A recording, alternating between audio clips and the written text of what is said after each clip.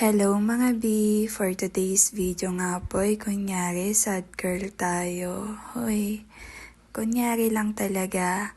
Pero alam nyo ba, nalulungkot talaga ako. Ewan ko ba? Parang kahapon lang no? Parang kahapon lang ang saya-saya ko. Tapos ngayon, eto, nalulungkot ako. Hindi ko alam. Ay, paano ba? Grabe. Ay, ako. Ang lungkot. Alam niyo yung feeling na hutik kasi. Bakit sa'yo pa nagkagusto, men?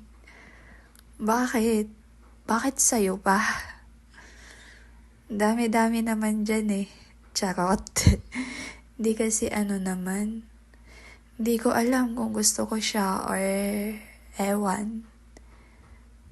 Feeling ko, gusto ko.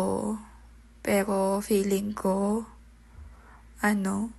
basta, di ko alam. Kung nagugustuhan ko ba talaga siya. Or baka naman, wala lang yun. Eme lang. Charot lang. Anong gusto-gusto? Walang ganun. Hutik. Walang ganun mga B. Habang nakahiga nga ako dito, napansin ko na wala yung tagabantay ko. Tapos ayun, naalala ko, nilagay ko pala yun dito.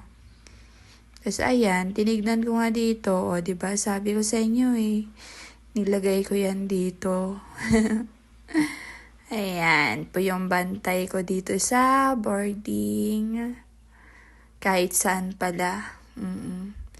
Pero yun, hindi sa lahat ng pagkakataon ay hawak-hawak ko yan, katabi ko yan. Pero nasa taas, binabantayan lang ako.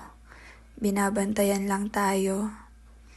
Kaya dapat, wag po natin kakalimutan humingi ng patawad.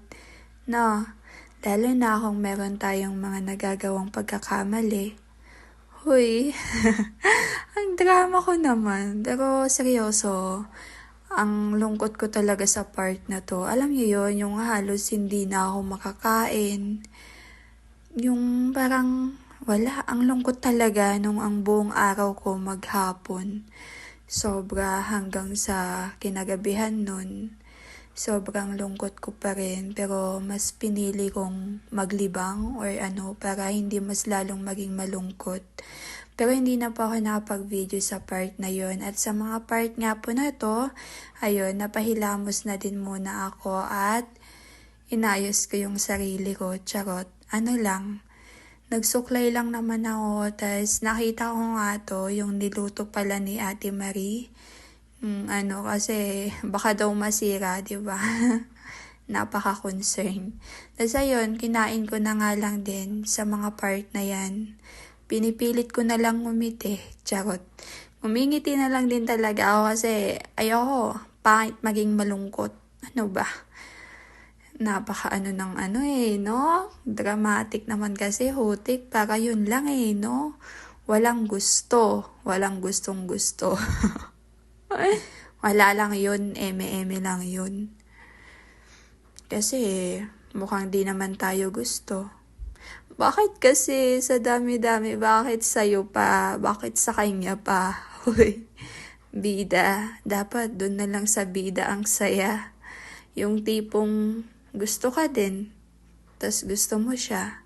Pero hindi ko naman alam hindi ko pa sure kung gusto ko talaga siya or lang. So ayun lang, dami ko ng sat-sat, bye-bye na.